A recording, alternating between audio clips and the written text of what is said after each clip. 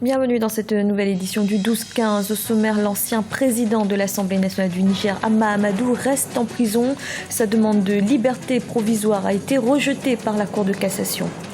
Le référendum sur la nouvelle constitution en Centrafrique a lieu ce dimanche. Les superviseurs de la campagne profitent de ces derniers jours pour expliquer à la population les enjeux du scrutin. Et la piraterie menace l'industrie audiovisuelle en Côte d'Ivoire. L'Assemblée générale de l'association Convergence, qui vient de se dérouler à Abidjan, va mutualiser les efforts dans la lutte contre ce fléau. Mais tout d'abord au Burkina Faso, le nouveau président élu Roch Marc Christian Kaboré a rencontré ce mercredi le président de la transition Michel Kafando. Ce premier entretien officiel a été l'occasion d'un échange sur certains dossiers avant la passation de charge. La date d'investiture du nouveau chef de l'État n'a pas été précisée, mais elle devrait avoir lieu avant la fin de ce mois de décembre. Au Niger, la Cour de cassation a rejeté la demande de liberté provisoire de l'opposant Hama Amadou. L'ancien président de l'Assemblée nationale reste donc en prison. Il est inculpé dans une affaire de trafic d'enfants entre le Niger et le Nigeria. Deogratias Podo. La Cour nigérienne de cassation a rendu son verdict ce mercredi 9 décembre 2015. Suite à la requête formulée par ses avocats, elle a jugé irrecevable la demande de liberté provisoire de Hama Amadou, l'ancien président de l'Assemblée nationale. Cette situation de maintien en détention de l'ex-président de l'Assemblée nationale peut effectivement être vue comme une difficulté supplémentaire dans l'environnement politique. Mais enfin, là, à ce niveau-là, il faut laisser la justice faire son travail. M. Hama est une figure politique au Niger, ça c'est incontestable. Pour l'instant, on ne peut pas faire des spéculations au-delà de l'impact politique que cette affaire a sur le pays même. Candidat déclaré à la présidentielle du 21 février 2016, l'ancien président de l'Assemblée nationale du Niger serait impliqué dans une affaire de trafic de bébés. Une trentaine de personnes sont également poursuivies dans ce dossier, mais la plupart ont bénéficié d'une liberté provisoire. Une partie de l'opposition dénonce une manœuvre politique visant à l'écarter de la course à la magistrature suprême.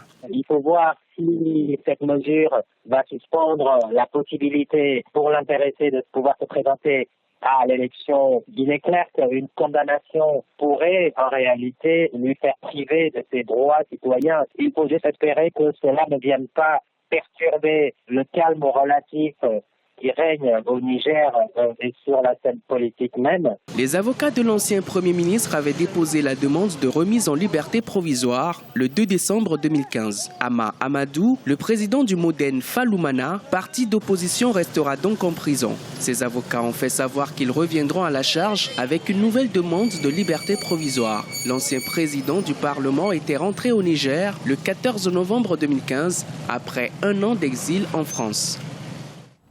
Au Bénin, le choix de Lionel Zinsou comme candidat à la présidentielle de 2016 est contesté. Des barons des forces Kori pour un Bénin émergent ont saisi mercredi la Cour constitutionnelle pour demander l'invalidation de la candidature de l'actuel Premier ministre. Ils estiment que Lionel Zinsou n'a jamais milité au sein du parti pour être le candidat au titre de la majorité au pouvoir. En Centrafrique, la population se prononce ce dimanche par référendum sur le projet de nouvelle constitution. Mais à quelques jours du scrutin, la campagne reste peu suivie, à Bangui comme dans le reste du pays.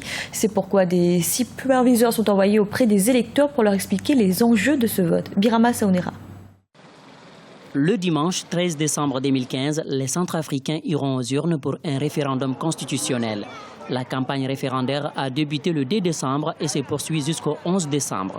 Les superviseurs de cette campagne sont à pied d'œuvre pour expliquer les défis de cette nouvelle constitution dans les provinces. Nous avons déployé des banderoles un peu partout dans la capitale et nous sensibilisons aussi sur les stations radio. Au niveau de Bangui, la communication est bien lancée. Dans les provinces, les ministres résidents accompagnés des conseillers nationaux qui maîtrisent bien l'élaboration de cette nouvelle constitution sont sur le terrain pour expliquer aux compatriotes les spécificités de cette nouvelle loi fondamentale. La nouvelle constitution va asseoir le pays sur des bases saines et durables, selon certains observateurs. Le gouvernement encourage la population à un vote massif de oui. Pour l'heure, le référendum ne suscite pas beaucoup d'engouement dans le pays. Mais en ce moment, on ne constate pas assez de changements au sein de la population à l'approche du référendum. Pour vraiment parler de campagne, on ne sent même pas la campagne. Il y a quelques rares banderoles qui sont déployées, initiées par l'AMD et puis certaines organisations internationales pour demander à la population d'aller voter 13 décembre la nouvelle constitution. Il n'y a pas d'engouement comme on le sent souvent lorsqu'il y a des consultations populaires de ce type. La nouvelle loi fondamentale de la Centrafrique a été imprimée en 15 000 exemplaires afin de toucher un maximum d'électeurs avant le scrutin le 13 décembre 2015. Depuis 2012, la Centrafrique traverse une crise politique majeure. Les conséquences de cette situation sont considérables sur les plans politiques, économiques et sociaux. Le scrutin couplé présidentiel et législatif du 27 décembre 2015 devrait permettre de rétablir l'ordre constitutionnel. Et c'est ce jeudi la Journée internationale des droits de l'homme. L'Assemblée générale des Nations unies a proclamé cette date du 10 décembre en 1948. Cette année, cette journée est consacrée au lancement d'une campagne qui marque le 50e anniversaire de deux pactes, à savoir le pacte international relatif aux droits civils et politiques et le pacte international relatif aux droits économiques, sociaux et culturels. Dans l'actualité également, les représentants des organisations membres du quartet tunisien pour le dialogue national, auquel a été décerné le prix Nobel de la paix le 9 octobre dernier, reçoivent leur récompense ce jeudi. La cérémonie doit avoir lieu à Oslo en présence du roi Harald de Norvège. Le quartet avait contribué à sauver la démocratie tunisienne en 2013 en organisant un long et difficile dialogue national. En Côte d'Ivoire, la piraterie menace l'industrie audiovisuelle. Face à l'ampleur du phénomène, les professionnels du secteur réfléchissent à des solutions. Abidjan vient ainsi d'accueillir l'Assemblée générale de l'association Convergence qui va mutualiser les efforts dans ce domaine. Un reportage de notre correspondant Olivier Conan.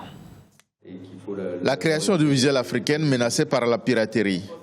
L'industrie culturelle est en plein essor en Afrique.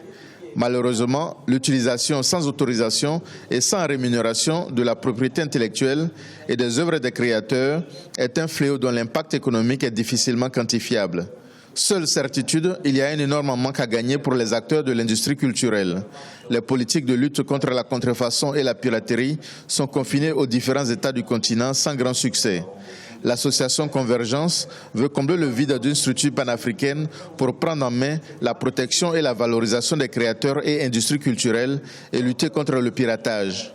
Elle réunit les créateurs, producteurs et distributeurs qui veulent créer les conditions favorables au développement de leurs activités. L'objectif de l'association, c'est de mutualiser les efforts, de donner des conseils dans le sens de mieux légiférer. Et une fois qu'on a les lois et les textes réglementaires, c'est aussi de suivre et de veiller à la mise en œuvre de ces textes-là sur le terrain. Parce que souvent, le problème en Afrique, c'est qu'on fait de très beaux textes et puis on ne les met pas en œuvre. Les ravages de la piraterie sont nombreux et importants. Cela demande une riposte solidaire de la part des acteurs de l'industrie audiovisuelle en Afrique. Qu'ils soient de petits producteurs ou de grandes sociétés multinationales de distribution et de diffusion, les maillons de la chaîne des valeurs subissent de la même manière les effets de la piraterie. Toute œuvre intellectuelle, quelle qu'en soit l'origine, est une œuvre qui est dans la durée. Que ce soit un grand groupe ou un petit acteur, il doit voir son œuvre protégée et il doit pouvoir vivre de sa production intellectuelle. Une œuvre, vous savez, c'est comme un patrimoine. Après, ça rentre dans la durée, ça doit être protégé. Aujourd'hui, le public africain réclame sa culture au cinéma, à la télévision, à la radio et sur Internet. Malheureusement, le développement de la technologie numérique favorise grandement le piratage. L'enjeu, c'est la survie de l'industrie de la création audiovisuelle en Afrique. C'était le journal de la rédaction. Merci de l'avoir suivi. Retrouvez dans un instant une nouvelle édition de l'information.